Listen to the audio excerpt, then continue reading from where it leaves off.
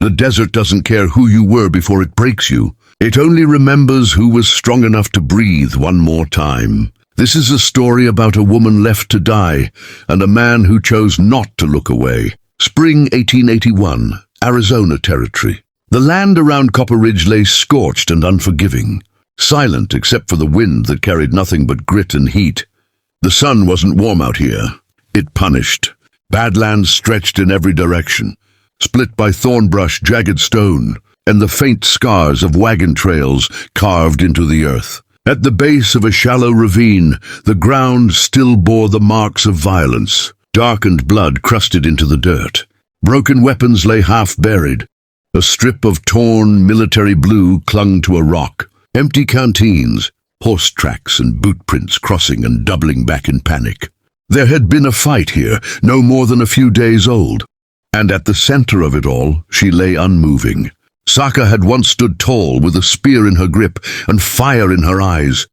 By the laws of her people, she was a warrior, not ceremonial.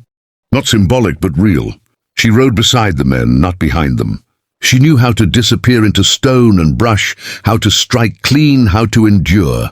That life ended 3 days earlier when a cannon fired too close. The blast tore through her lower body, ripping both legs.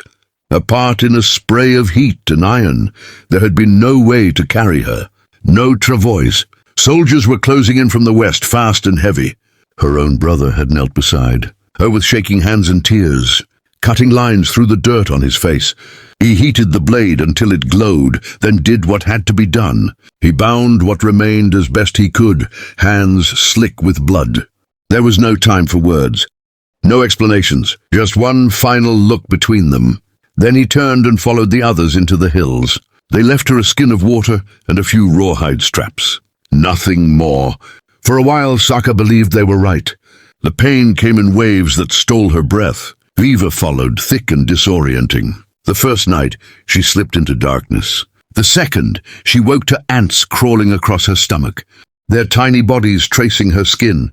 Her arms shook too badly to push them away. By the third day, the sun had blistered her flesh. Her dress, once tight and strong, had torn open in the blast, slipping low across her chest, exposing skin that baked beneath the sky. She didn't scream. Screaming changed nothing. When they found her, she didn't move. Wade Holt was 36, Missouri-born, raised hard, a soldier too young for the war he fought in.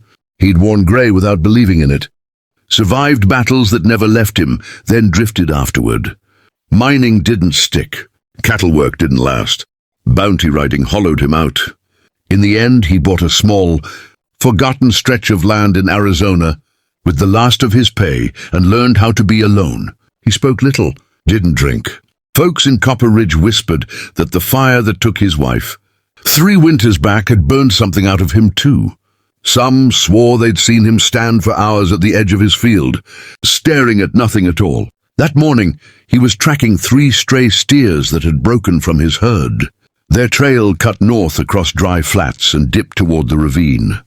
Wade rode slow, rifle slung across his back. Had pulled low over pale eyes dulled by sun and years. His horse, a lean gelding named Brisk, stopped short near the edge of the gulch. Ears pricked, breath steady. Wade narrowed his gaze, scanning shadow and stone. Then he heard it. Not an animal, a rasp, almost human. He dismounted, fingers brushing the grip of his revolver, and moved carefully down the slope. Heat shimmered off the rocks. His boots scraped loose dirt. Then he saw her. At first, he thought she was already gone. Her body lay twisted, half buried in dust, arms flung wide as if dropped from the sky. The smell hit him sharp, dried blood and sweat and rot. Then her chest moved, barely, a shallow rise, then fall. Wade stepped closer and crouched, studying her face. Apache, the dress she wore, had once been stitched with bone and hide, now torn open and stained dark. He didn't look long. Her lips were split and dry, her eyes barely open. Thick bindings wrapped her thighs, darkened and soaked. The wounds were bad, angry, but not yet rotting. He straightened, thinking, if he left now, she might last another hour, maybe 2. Taking her meant trouble, risk, time. An Apache woman on his land could get him killed, if the wrong eyes saw her. But she was breathing. Wade exhaled slowly, removed his hat, glanced once across the empty land, then stepped forward. He slid one arm beneath her shoulders, the other beneath where her legs should have been. Her body flinched at his touch. Her eyes opened wider, locking onto him. There was no pleading in that look. Just waiting, judgment. He said nothing. He adjusted her weight against his chest and turned back toward the horse. She groaned once, broken and raw, but he didn't stop. By the time he reached the ranch, the wind had picked up, dust spiraling across the yard. The cabin stood alone, a single-room structure of split pine patched with iron sheets. The barn leaned like it was tired of standing. Wade carried her straight inside and laid her gently on his narrow cot. Wool blanket thin, pillow worn flat. She didn't speak. Her face was tight with pain, but her eyes moved, taking in the walls. The weapons, the shelves. Wade fetched water, set cloth to boil, dragged over a stool to support what remained of her legs. He lifted the torn dress carefully, eyes averted. The stumps were swollen and red, edges split. He cleaned them with water and sap, packed what he could, rewrapped them in clean strips torn from an old sheet. His hands were rough but steady. She never cried. When night fell, he lit a lamp. She slept or passed out. Wade sat at the table, arms folded, watching her breathe. Saka woke before dawn, light barely touching the ceiling. She reached down, touched where her legs ended. Nothing. Her throat tightened. But she didn't move. Boots crossed dirt outside. Wade entered with a tin bowl, set it beside her. Bread soaked in broth. She didn't touch it. Just watched him. He met her gaze, nodded once, and turned to leave. "Silent man," she rasped. He paused, didn't turn back, then stepped outside. Neither of them knew it yet, but from that moment on, neither would be alone again. Spring settled fully over the valley, softening the land without forgiving it. Mesquite bloomed pale green, and the wind carried warmth instead of knives. Inside the cabin, life found its own quiet shape. Saka no longer measured the days by pain alone. She learned the weight of mornings, the rhythm of Wade's boots on the porch, the sound of water poured before he spoke a word. The rolling seat he'd built became part of her body. It scraped wheels, tracing familiar paths across the floor. She moved with purpose now, shoulders squared, eyes clear. The warrior in her hadn't died. It had simply changed form. One evening, Wade returned late from the far ridge. Dust on his sleeves, jaw tight. He set his rifle down slower than usual. Saka noticed. She always did. "Someone passed through," he said finally. "Tracks. Old ones but close." Her fingers curled on the armrest. She understood what that meant. Soldiers, riders, men who wouldn't ask questions. Wade met her gaze. "They didn't come here." He paused. "But they will someday." Silence stretched between them, not heavy, not afraid, honest. Saka nodded once. "Then we'll be ready."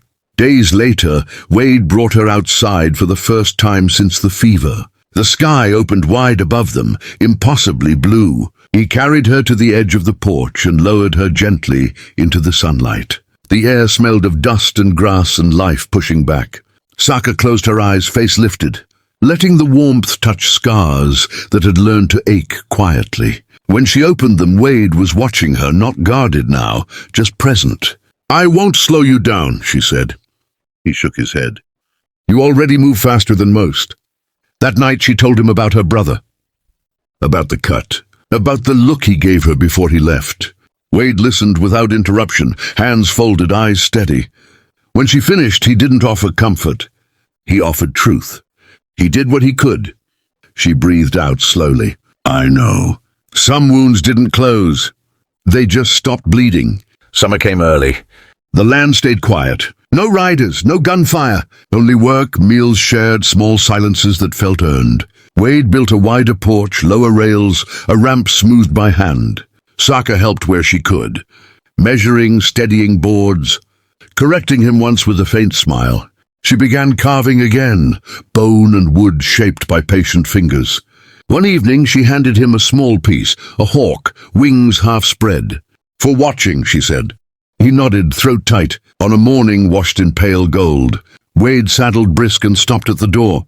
"Town," he said. "Back by dark." Saka met his eyes. "I'll be here." He hesitated, then added, "This is your home, if you want it." She didn't answer right away. Then softly, "I already chose."